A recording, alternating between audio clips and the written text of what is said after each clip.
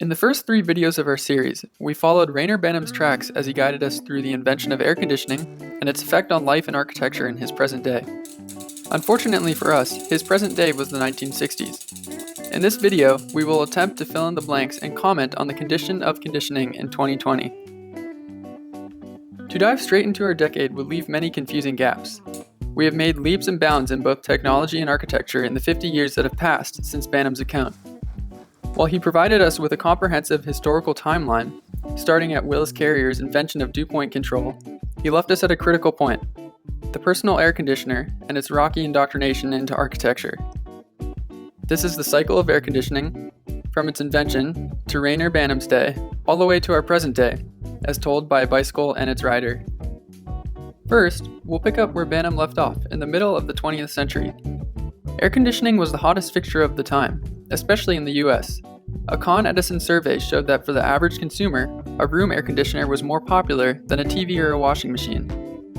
Air conditioners showed up everywhere, from the home to work to cultural and sporting events. For instance, in 1965, the Houston Astrodome became the world's largest air-conditioned room. The 1970s saw quite a bit of development in air cooling. In 1973, Japanese manufacturer Daikin produced the first modern mini-split unit, also known as the ductless unit. This variation of the AC operated in a similar manner to the window unit, but the components were spread throughout the house instead of being contained in one location. The purpose was for cooling one or more rooms at the same time. In 1978, the Oak Ridge National Laboratory vastly improved the heat pump model, which would allow for both cooling and heating rooms. By the 1980s, air conditioning was such a staple part of American life that the US consumed more air conditioning than the rest of the world combined. In 1982, manufacturer Daikin produced the first variable refrigerant flow system, a high-capacity ductless HVAC. In the 1990s, there was a focus on making air conditioning safer and cleaner. The Clean Air Act sparked a change in refrigerant from CFC to HFC, due to CFC depleting ozone in the upper atmosphere. The Oak Ridge Laboratory developed the R410 refrigerant that we use today, which vastly improved efficiency and ozone health. The past 20 years has seen quite a bit of progress in energy and efficiency standards of air conditioning. The Department of Energy has played a large role in creating these standards, aiming to lower carbon dioxide emissions and cut down on energy use. In 2007, Ecobee developed the first smart thermostat, and was later followed by the Nest Learning thermostat. From 2007 to 2012, the U.S. Energy Independence and Security Act explored methods of solar air conditioning. This included a solar open-loop system using desiccant and solar closed-loop absorption systems. In 2015, the Department of Energy explored methods of air conditioning without refrigerant or vapor compression. As of 2019, studies at the University of Missouri have been conducted to create passive cooling in the form of clothing, reflecting solar heat and allowing body heat to dissipate. While this timeline has only touched on some of the major pinnacles of air conditioner development in the past 50 years, there have been many other improvements as well. However, we are still faced with the same dilemma that Banham brought to light: how do we integrate this technology into architecture? The profession of architecture has been far from stagnant since the publication of Banham's book. Generations of architects have come and gone, styles have changed, and new social and climatic factors have become a paramount part of how the architect designs. It is safe to say that things have come a long way since the 60s. The one thing that hasn't evolved to the same extent is the relationship between the AC and the building. Window units are still widely used in many climates. In cities such as New York, where many of the buildings are older, a window unit is the easiest solution without undergoing an entire retrofit to accommodate other cooling systems.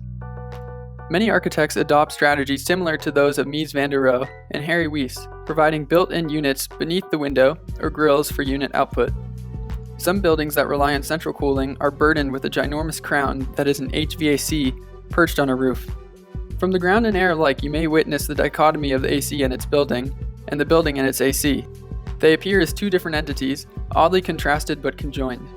Some buildings try to hide the roof units, which hardly seems like a proper way to do the air conditioner justice. It lacks integration that both the technology and the building deserve. So where does this leave us now and in the future? We've come to a fork in the road. In fact, we've been passing many exits for many years, but we've kept course on one freeway. This freeway is called American air conditioning, and it is a decadent journey. Efforts are being made to steer us to a better course. We are not yet heading in a good direction, and thus, we find ourselves at a crucial point. Do we hold steady and await a certain and short future, or do we take the next exit to longevity and health?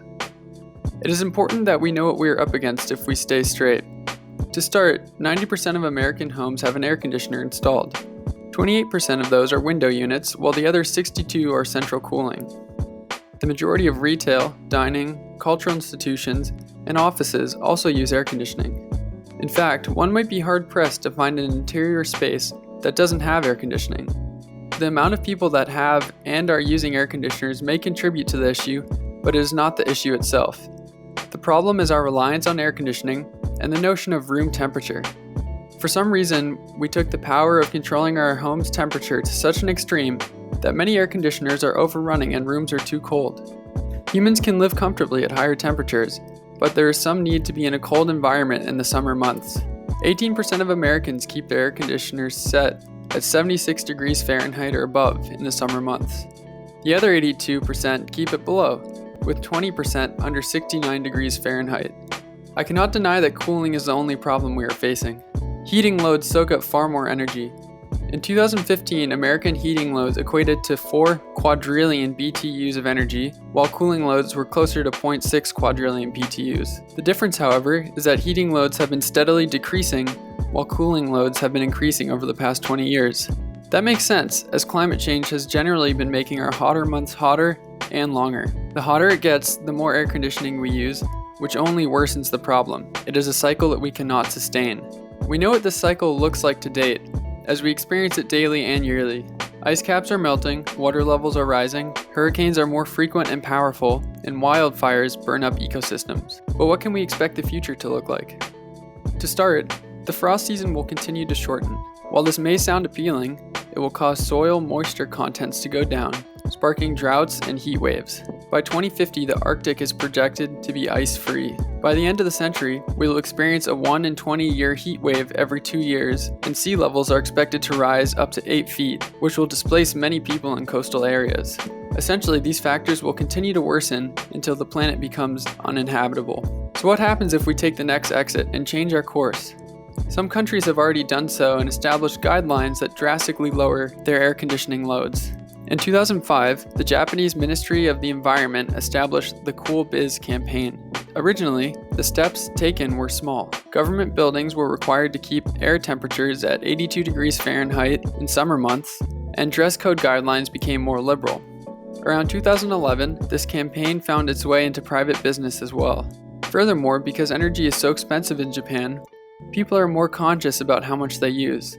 Most households have mini split systems, and they only cool rooms that are being occupied, as opposed to the whole house. The Japanese government even recommends that people maintain air temperatures of 82 degrees Fahrenheit or higher in their homes, as it can be unhealthy to walk into a significantly colder room. It is obvious that a population that is conscious of its air conditioning use will take a smaller toll on the environment. It is imperative that a country such as the US, which contributes to a huge portion of the world's AC loads, must urge its population to take steps towards limiting air conditioning use. With great power comes great responsibility. However, the advancement of technology will also play a crucial role in our future.